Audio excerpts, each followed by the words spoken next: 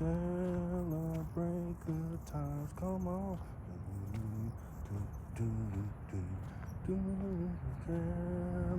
Celebrate good times. Come on. What's up, guys? It is Thursday, December 5th, 2024. We're at the Bitcoin block height of 873,410. TikTok, next block. Well, we did it, guys. We did it. We hit the official 100K mark. The time I saw it at 6:38 p.m. my time, Pacific time. I was laying in bed trying to take a nap, still sick, and I got a message from, I think, Swan, saying that we were getting close. And then I got a call saying, hey, you better not go to bed. We're getting ready to hit 100K. And I said, yeah, right. And I went over there and boom, $100,000. Wow, what a milestone, man. What a milestone. And how do I feel about it? It's bittersweet, to be honest with you. Because again, now, because I'm a guy that focuses on Satoshis. For those of you that don't know, if you're new to my channel, my name is Jerry from Jerry Loves Freedom. I talk about mostly Bitcoin, but I talk a little bit about politics. I'm an American. Here, I live here in Las Vegas, Nevada. I'm also one of 3 of the Bitcoin Amigos. If you guys don't know what that is, go over to Bitcoin Amigos channel. It's me, Chris from Fractal Bitcoin, and Jor from 88 Sats Radio. We have a new channel called Bitcoin Amigos. We hit over 100 subscribers, which is cool. 100K and 100 subscribers, that's cool. But I'm a guy that loves Bitcoin, but I focus in on Satoshis. I also have a series called Satoshi Saturdays.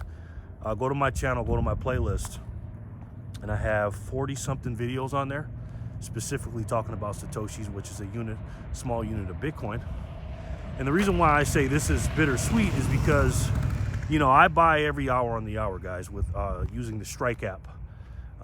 If you click on the link below, not only will you get your first, I believe it's $100 free of buys of no fees, but then once you get, you set your DCA, your dollar cost averaging up, whether it's a monthly, bi-weekly, weekly, daily, or hourly. I do hourly. After the 7th day, on the 8th day, you'll get no fees the entire time you DCA. So that's pretty cool. But the reason I say it's bittersweet again is because I buy every hour on the hour, and now $1 has finally got me less, and all of us, less than 1,000 Satoshis. We were so spoiled, guys. And people are going to be looking back at us, and they're not going to believe that we bought under 100K. And for the last few hours here, I don't know how many hours it's been now, a few buys, I've been buying less than 1,000 Satoshis for $1. And it feels weird. It feels weird. But again, we've been spoiled. We've been spoiled. But then the way I justify it or feel better about it is I say, well, you know what?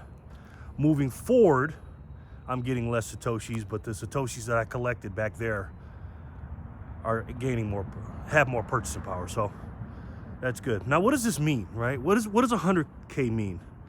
I mean, if you understand how the money system works, honestly, it's almost like trying to use a broken ruler to measure something, or a broken measuring stick to measure something. Because again, the money, you know, well, the currency, excuse me, in the United States and all over the world is broken. So when we measure things in the United States dollar, and the reason why obviously this is a big deal, because it is the US dollar, and obviously we're the world reserve currency, because again, there's many currencies that's been well over 100,000 for quite a while. But again, the United States of America being the world reserve currency and the most globally recognized currency in the world, it's a big deal. But again, the money is broken. So what does it really mean? In the big picture, I'm not gonna say it means nothing, because obviously it does mean a lot to us, and it's gonna onboard some people. But in the big picture, it doesn't really mean a lot, you know? And I've said that before. The number, in my personal opinion, is 1 million per coin. That's just the number for me. 100K is definitely a big milestone. But once we hit $1 Bitcoin, I believe we did that in whenever it was, 2010, something like that. We became Bitcoin equals $1 parity. And of course, looking back at it now, you probably don't think that means anything, but trust me, for the people that were into Bitcoin in the early days of 2009 through 2010 and stuff like that, when it got up to $1, that was a big deal. And I like the 10x things, you know, $1, $10, $100, $1,000, $10,000, and now $100,000. Again, the next 10x is $1 million. To measure it in a broken currency, it's just making the currency or the digital currency that we have here, Satoshis in the money of Bitcoin, the internet, this magic internet money, makes it look even stronger and more robust, and that's what it is. I have a shirt that says "Ask me about Bitcoin" underneath this, because for those of you that don't know, I've been sick for the last week, and I'm getting hot now. I'm trying to get some sunshine, even though I'm bundled up. But vitamin D is good for you. This is a good day to try to orange pill some people. You know what I mean? And try to get them to get off zero. You know, and that's what that means to me. If you know, a lot of people are going to think they're too late and stuff like that, because again, they're measuring it in comparison to when you told them that, when it was at 20 and 80 or 60 or whatever you told them the number was at the time. It's up to you to help them get educated, because again, there are no no-coiners in my opinion. They're all pre-coiners. Everybody's going to have Bitcoin and Satoshis, and that's how I look at it. And the way I go about things is I have the cure for cancer. You know, what if you did literally have the cure for cancer? Well, how would you act, right? Because cancer is a big killer. If you don't know anybody personally, or in your family or something like that have died of cancer or have had cancer, I'm pretty sure you know someone, whether it's in your not so immediate family or friend or something like that. Everybody knows someone that has cancer. Well, the cancer that I'm talking about is inflation. And it only comes from one place, and that's the money printer up there in Washington, D.C., or down there in Washington, D.C., depending on where you're at. And I know there's only one way to stop inflation. There's only one way to stop this debt, to pay off our debt. We never thought we could pay it off, but there is a way to pay it off now. With that broken money, we're at $36 trillion in debt right now, and our great-great-grandkids are going to be stuck with that unless we use this one money to do it, to pay it, you know. And hopefully we get this stockpile, this strategic Bitcoin reserve, going within the first 100 days of Trump's presidency, you know. But I do go about it like I have the cure to cancer, because everyone on the planet suffers from this kind of cancer. And again, that's inflation. They just do, whether they know it or not. If you had a disease in your body and the doctor didn't tell you had it yet, and you're dying from it slowly but surely, just because you don't know about it don't mean you're not dying from it. And that's what inflation is. It's a cancer, and we got the cure, guys, ladies and gentlemen. So listen, to all you hodlers out there, I want to congratulate each and every one of you for having diamond hands. If you were into Bitcoin during the during the bear market, I'm talking about when it crashed down to 15,000, when FTX and all that stuff was going on, I congratulate you. You're a soldier, man. You're a soldier.